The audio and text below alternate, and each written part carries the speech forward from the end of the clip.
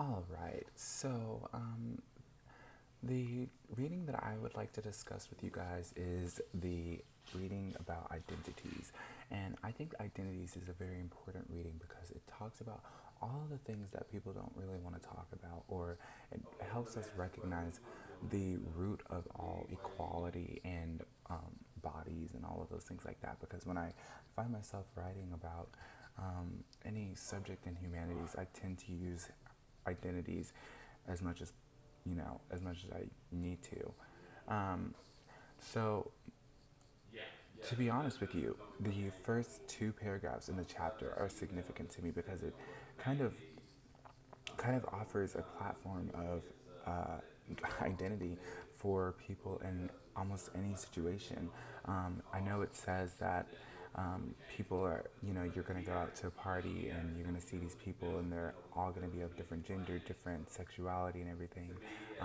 But they stand out a lot more than people who originate, who are straight or, you know, the average. Let me just read it for you. Um, so it says it's the weekend and you're getting ready to go to a party with a group of friends. You're looking forward to getting away with it for a few hours and start obsessing over your schoolwork. You start thinking about how partying plays such a huge role in so many students' lives. It's time away from studying, sure, but a night out.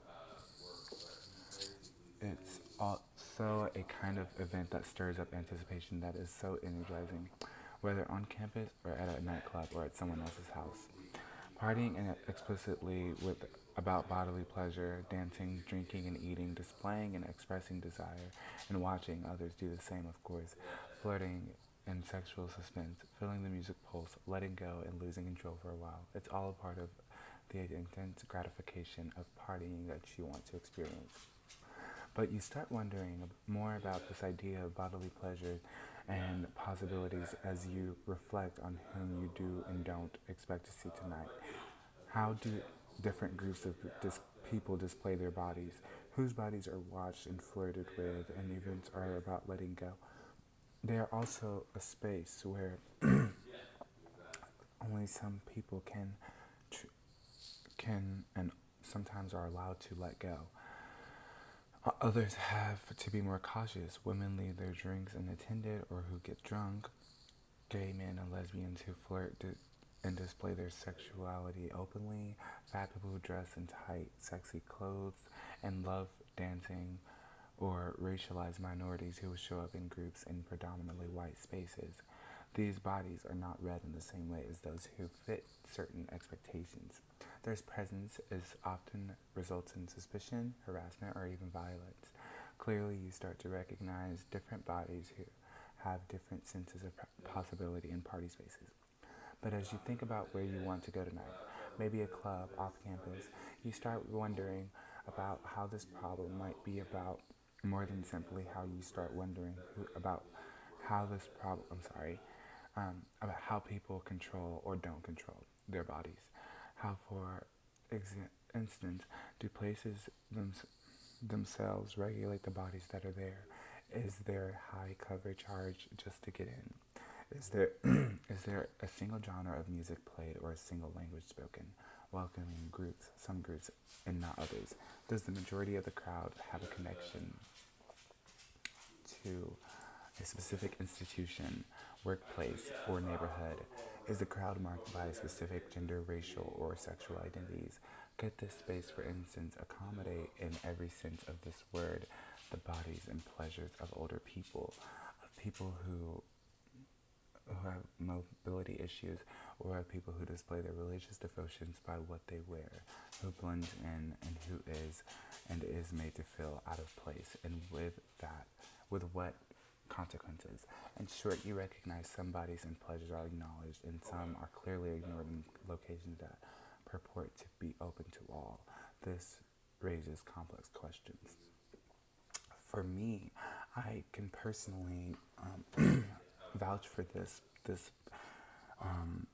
topic because as a gay black male, I know what it feels like to go into certain locations and truly feel out of place just because of what I present myself as, not because of anything I said or anything I did, I mean, it was clear that I was scared because of the clothing I was wearing, and I'm not the skinniest in the world.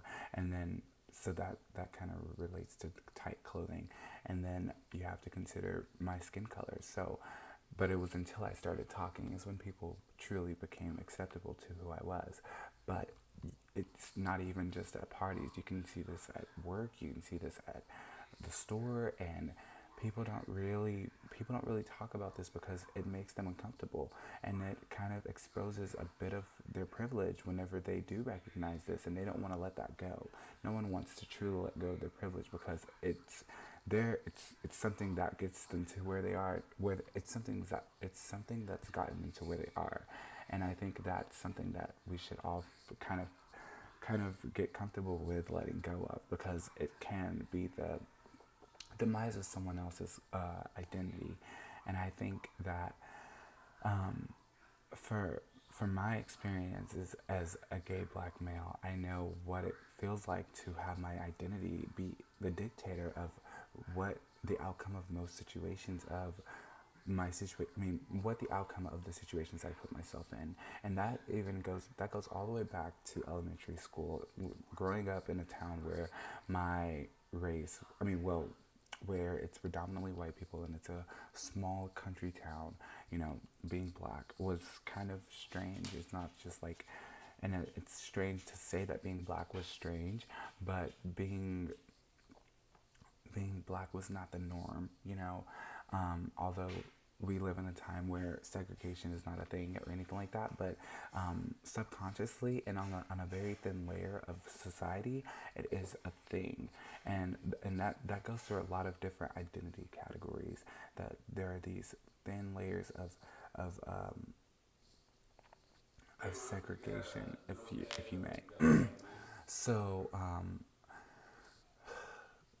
but other than that, it kind of gets me to the point of where bodies becomes a subject matter for me. I think that bodies are something that people tend to ignore for their own comfort, because nobody wants to talk about their insecurities or what makes them outcasted, and they're going to do their best to try and fit in with everything else or everyone else. And I think that society really takes advantage of this by marketing and releasing new product that could potentially make you look or act a certain way. And I think that,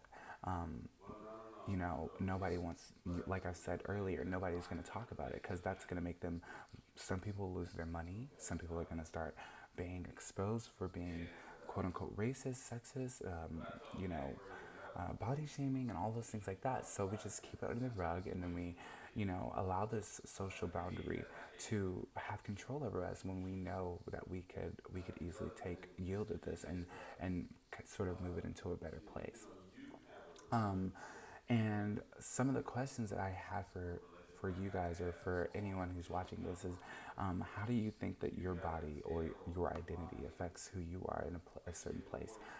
Like this book just asked just now about, or actually it was like, could a place, um, well, basically it just said that could places be the dictator for identities and how identities are accepted or anything like that.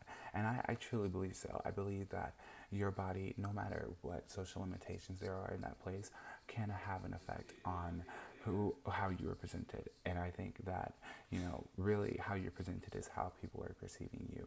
So I think it's important to acknowledge that no matter where we are, we should be aware of who we are in that place, because it's going to have an impact on how we are viewed. And I think that no matter how many times people are going to try to ignore it, it's going to become an issue or someone else's success. So, and then another one of the questions I had was, um,